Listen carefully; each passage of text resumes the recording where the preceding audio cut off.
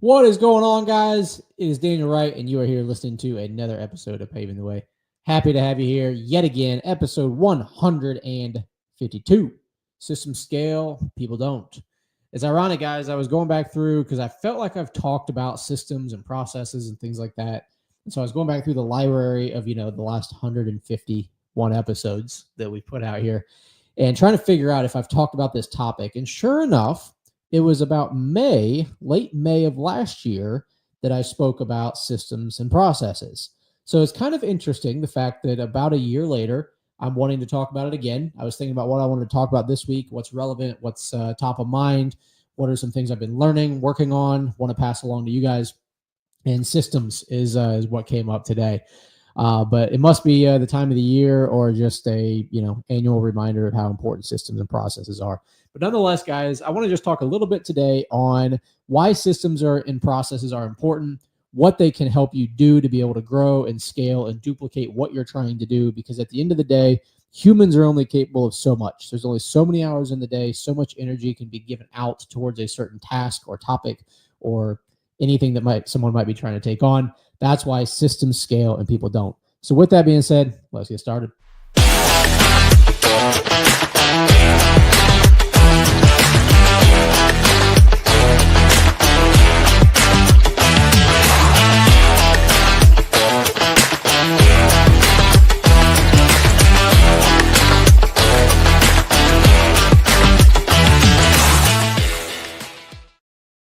All right, guys. So like I was saying, the systems scale, people don't. To kind of piggyback off of last week's topic when I was talking about not every client is yours, right? I used the example of Ruth Chris Steakhouse. We can use some more food and restaurant examples this week because why not? Everybody eats and everybody likes good food, good experiences, and repeatable processes. So to the point of systems scale and people don't. Right? If you go to a McDonald's or a Burger King or a Ruth Chris Steakhouse, oftentimes the experience that you get, the quality of results that you get should be pretty much the same across the board, especially if they're chains, if they're franchises, if they're multiple locations by the same owners of restaurants and whatnot.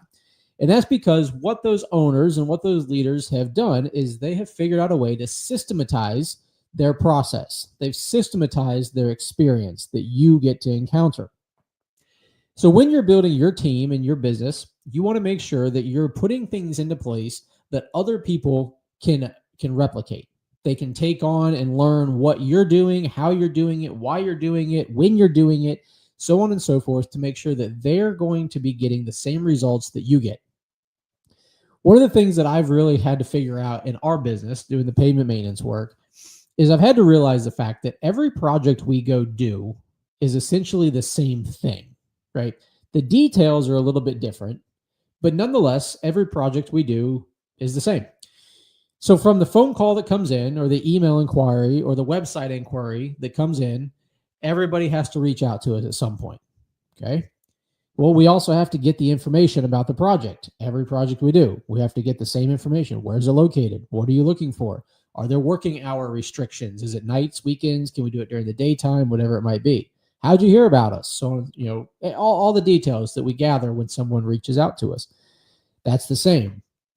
Okay. When we go do a site assessment to see what the project, what's going to consist of, we meet with the client, go over what's going on, what their concerns are, what they're trying to achieve. And then we map out what looks like going to be the best way to achieve the results they desire. Okay, well, that's pretty much the same as well. And then from there, when we go put the proposal together, whether we're seal coating 10,000 square feet or 100,000 square feet, well, as long as, the usage rates that we apply things at, it's the same, whether it's 10,000 or 100,000. So we can plug that into a calculator, figure out how much material we need, approximately how much time it will take, so on and so forth. Okay, we can repeat that. And then from there, when we submit the proposal, we have all of our verbiage be the same on our estimates to make sure that it's consistent and, making sure that we're presenting it and explaining things essentially the same way every time. Then when we get the project approved, we have the same process. We want to make sure who's our point of contact. We want to confirm that if there are any other scheduling restrictions that came up since the time that we did the proposal, We want to make sure that, all of the people who need to be notified on the updates are notified. Okay. When we go schedule it and do it, it's all the same type of stuff. We need the same equipment for every job. We need the same materials for every job. We need the same things. All right. You guys see where this is going. Every project that we're doing is the same. However, the humans that may be doing the project, they are not, right? They come from different backgrounds. They come from different experiences. They come from different mentalities and mindsets. They have different goals they want to accomplish. They have different aspirations and dreams. But ultimately, you have to make sure that the humans that are doing the work on all these projects are in line with the same objective as every other time that a crew goes out to do the work. So we have to make sure that we try to systematize our processes. When we systematize the processes, it does a couple of things, all right? It provides more clarity and security for your team members, okay?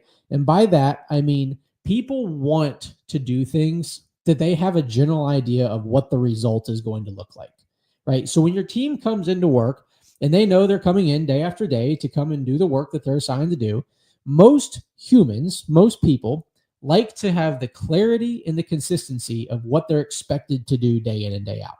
Sure, changing some of the things up, right? Are we going to South Charlotte or North Charlotte? Are we going to go, do a striping project or an asphalt repair project? Those things can change up. That's totally fine as long as they know what to expect, how they're expected to do it, and what the end result is supposed to be.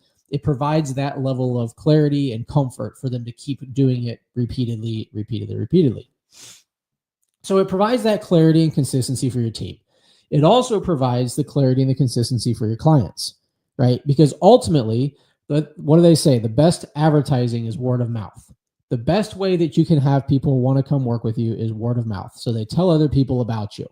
Well, when they're telling other people about you, if they're referring you, they're probably telling them, man, this XYZ was so great. When the XYZ could be how they handled the RFP process, when I called in to talk about the project. It could be how they did the site assessment. It could be how they scheduled it. It could be how they executed it, how they communicated during it. Whatever it might be, they're telling someone else what was so great about it.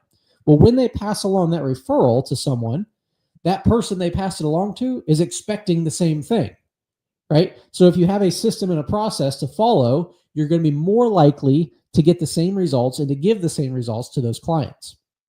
And so when you have those types of things happening, you have your team and your staff that are all on board and they know what to expect. They know how to achieve the same results. They know how to make sure that everyone's taken care of. And you have the clients over here knowing what they can expect and what they're going to keep getting time and time again. You're going to develop something that I like to call the foundation of our business, right? Because we want to make sure that as we're growing this thing, that we're building the foundation so steady and so strong that no matter what gets thrown at us, what changes, what obstacles, whatever it might be gets thrown at us, that we know that when all else fails, refer back to the system and processes that we have in place if you're looking to achieve optimal results, right? Now, sure, there's going to be some smartass that wants to argue and say, well, it doesn't get, not every project's the same or not every condition is the same. Sure, right? We have to have individuals on our team that have a slight level of deductive reasoning ability to be able to evaluate when they need to use their own intelligence, their experiences, so on and so forth, to achieve the results we're trying to achieve, right? I can say for one that I'm fortunate that we have a team of people like that they have the experience, they have the willingness, and truthfully, they have the care to want to get the results that we're looking to get as a team. And so when you get the consistent results and the consistent outcomes for both your team and your clients, having that foundation being built is what allows you to scale, okay? So that's where we get into the system scale and people don't. Most businesses, and I say most because not everyone falls into this category, most businesses that I know of and I affiliate with are trying to grow, right? Because in business, if you're not growing, you're dying. And so most businesses are trying to grow and trying to scale. Now, scaling can happen in a multitude of different ways, right? Scaling through franchising, scaling through adding people to your organization, scaling through acquisition and buying other businesses, a lot of different ways to scale. But nonetheless, the one most important thing that has to be remembered when scaling is that, like the title of this show says, systems scale and people don't. Okay. In the intro, I was saying that you have to have the systems in order to scale because people only have so many hours in the day. They only have so much energy they can expel towards a certain task or a certain objective that they're being assigned to accomplish. And so as you're trying to grow and scale, if you have systems in place that are repeatable, that are clear, that people know what to expect and what the outcomes are supposed to look like and how they can achieve those outcomes, then ultimately you just need to worry about finding the right individuals to put into the system, right? And when I say put into the system, it means that, okay, we're getting overwhelmed with phone calls and inquiries coming in. We need to hire another person in our office to take on incoming calls. Great. If I have somebody who has the ability to talk on the phone, have organizational skills, like I said, good communication, they're punctual, they're responsible, so on and so forth, we can plug them into the system of how to onboard a client. It's no big deal. It's pretty straightforward. There's a pretty simple checklist that gets followed every time for every client that calls in. Same thing for, like I said earlier, if we have sales and we're trying to add salespeople, we have a system to follow for when we do sales proposals, whether they're proposals that we do from the office or proposals we have to go out on site to complete. And so we have systems that we can plug the right people in for that. And then same thing with operations and production. If we need more people on our team, we have a whole outline of how we do what we do, right? Now, is it literally perfect, like I said earlier, for every single scenario that you're ever going to encounter? No, because there's always going to be something that comes up that you don't have it spelled out in the system for. We try to cover as many of those as possible, but nonetheless, there's always going to be that one. And that's where you rely, like I said, on individuals to have deductive reasoning abilities, using other experienced members of the team or other resources that are available to them. But being able to scale requires systems that are very clear, very repeatable, and very, very defined. Okay. Because like I said before, guys, ultimately, individuals that come and work on your team, they want consistency. They want comfort. They want the ability to know what to expect, to know what the results are that are expected of them, to know how to get there, and to know that when they get done at the end of the day, they did what they needed to do, right? So that way they can come back again the next day and do it all again. Because that's what a lot of people want. That's how they get to enjoy their life. It provides a good living for their families, provides a good, work-life balance for them, whatever it might be.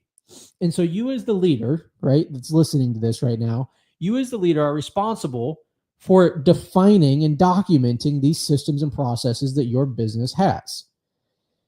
One thing I learned is that you want to make sure that you're just documenting your systems and processes. Don't try so much to create them, okay? Because if you're already doing something, if you're already doing a service, making a product, generating whatever it may be, you already have the system. You already do the same thing every time that someone calls in, every time you have to get a proposal put together, every time you complete a project. You're already doing it. So just document it, right? Hire a videographer to follow you around for the day and video everything that you're doing.